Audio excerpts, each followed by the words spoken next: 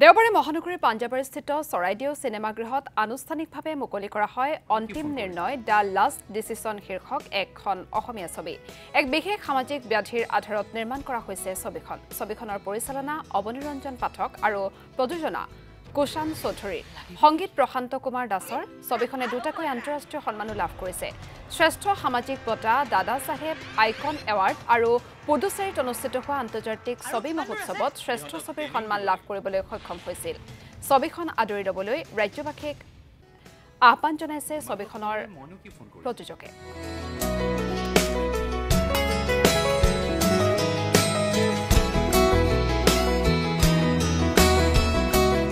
Message এটা সমাজত দিয়াৰ এটা প্ৰস্তুতি চলা হৈছে আচলতে সেইটো বিষয় লৈ পেলাই আমি ছবিখন নিৰ্মাণ কৰিছোঁ আৰু সেইটোক দিবলৈ যাতে এটা ষ্টৰী এটা লৈছোঁ আৰু যিটো বিষয় সাম্প্ৰতিক যিটো জ্বলন্ত সমস্যা বৰ্তমান যুগত আমি অনায়াসে সৰু ল'ৰা ছোৱালীৰ মনত কিছুমান চিন্তাই হঠাৎ গ্ৰাস কৰি উঠে বা আৰ্থিক দৈন্যতাও এটা কাৰণ হৈ যায় মানুহৰ গতিকে তেনেকুৱা এটা বিষয় লৈছোঁ। অন্তিম নিৰ্ণয় ছবিখন একদম সামাজিক ছবি হয় সমাজলৈ এটা ভাল বাৰ্তা যোৱা বুলি আমি ধৰি লৈছোঁ। প্ৰিমিয়াৰ শ্ব'টো কৰিছিলোঁ তেওঁলোকে ভালে পাইছে চাই জাক জমকতাটো কম আছে।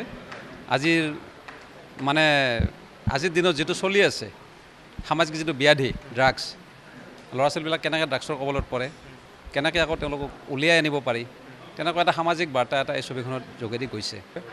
ড্ৰাগছৰ বিৰুদ্ধে ইয়াত এটা মেছেজ স্পষ্ট এটা মেছেজ দিছে যিটো আমি আটাই জানো আমাৰ গোটেই নৰ্থ ইষ্টখনেই ড্ৰাগছৰ এটা কৰিডৰ হিচাপে ইউজ হয় আৰু ইয়াত চিনেমাখনত যেনেকৈ দেখাইছে যে কম বয়সীয়াল ল'ৰা ছোৱালীকো ড্ৰাগছৰ কেৰিয়াৰ হিচাপে ইউজ কৰা হয় এইটো আমি বাস্তৱতো দেখিছোঁ এইটো হয়।